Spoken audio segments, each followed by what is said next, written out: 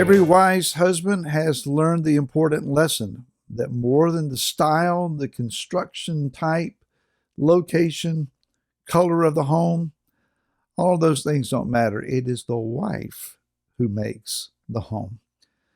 Hi, this is Barry Phillips with 10 Minute Torah, day 4 of Vayetze. And let's go to Bereshit or Genesis chapter 29, verse 16 and following. It says, And Laban had 2 daughters. The name of the elder was Leah, and the name of the younger was Rachel. Leah's eyes were weak, but Rachel was beautiful of form and beautiful of appearance. Yaakov loved Rachel, so he said, Let me serve you 7 years for Rachel, your younger daughter. Laban said, It's better that I give her to you than I should give her to another man. Stay with me. And so it is that when Yaakov came to Laban and asked for his wife, it says in verse 23, And it came to be in the evening that he took Leah his daughter, that is Laban, and brought her to Yaakov, and he went into her. And Laban gave his female Zilpah to his daughter Leah as a female servant. And in the morning it came to be that, see, it was Leah. So he said to Laban, What is this you've done to me? Was it not for Rachel that I served you? Why then have you deceived me? Laban said, It is not done this way in our place to give the younger before the firstborn. Complete the week of this one, then we give you this one too, for the service which you have served me still yet another 7 years. So Yaakov goes into Haran with the intended purpose of finding his bride. When you read in the first part of this chapter, you will see that Rachel shows up with her father's sheep. She is a shepherdess, and she perhaps is a bit, let's say, her skin is toned by time in the wind and the sun. She has done a lot of walking, so she's probably toned and strong in her appearance. And Yaakov takes one look at her and falls in love.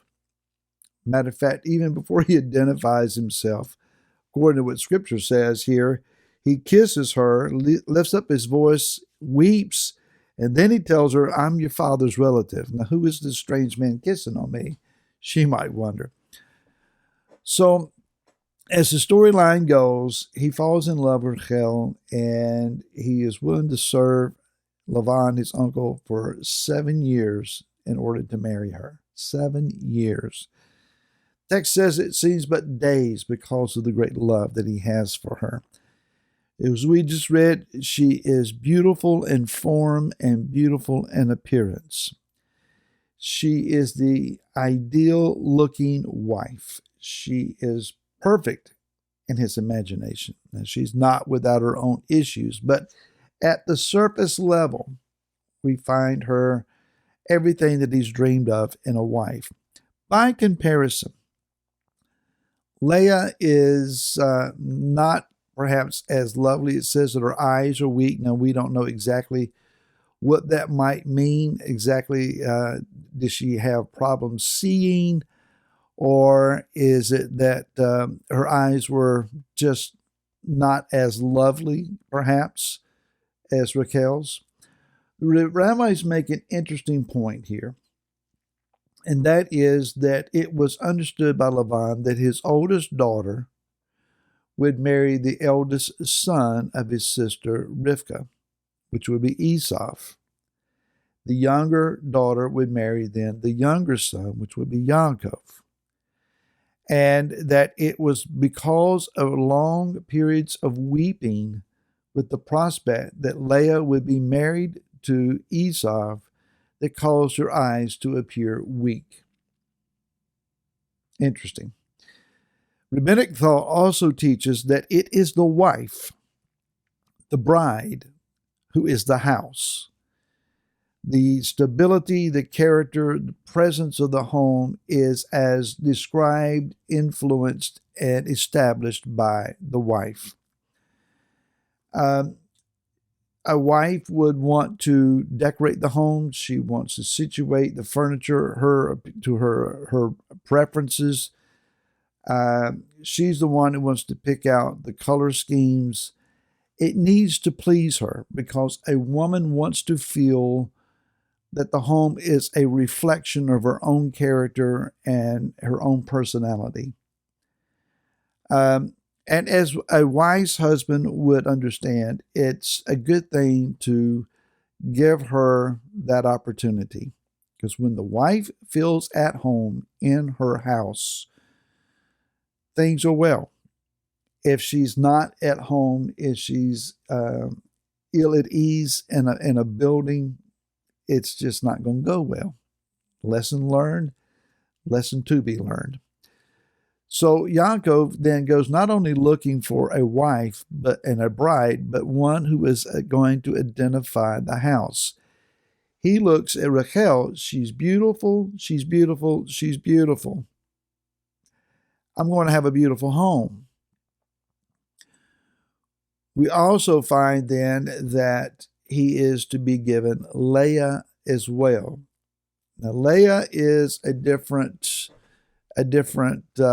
woman.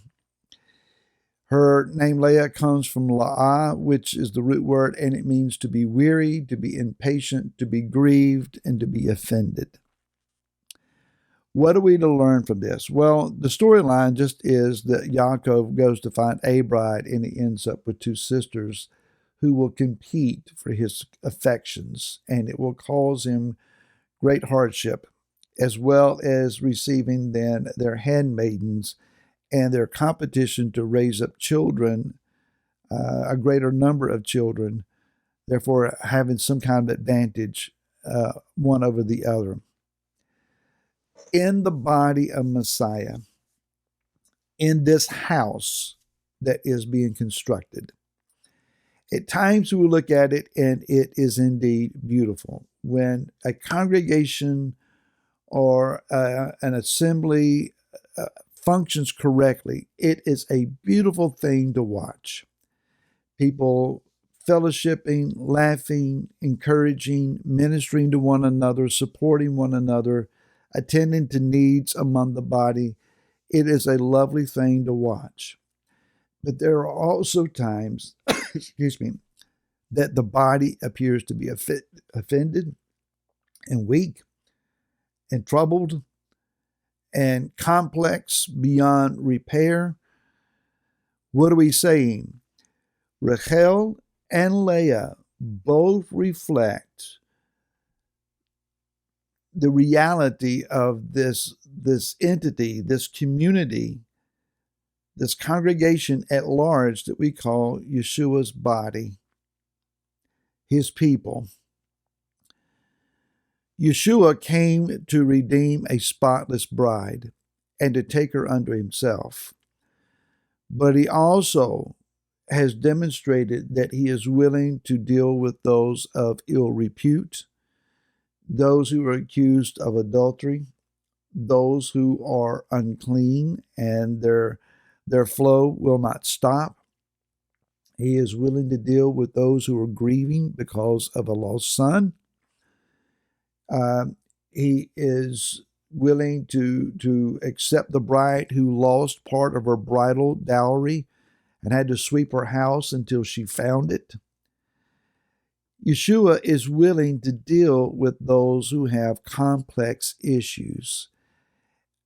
And if that's you, and if that's me, we're right here. We like to think of ourselves as the lovely part, the together part, the part that is fine in appearance. But we all know that Leah also co-dwells, cohabits with us. And so when we see the complicated show up, when we see issues arise, it's not time to kick them out of the house because they are a vital part of the house.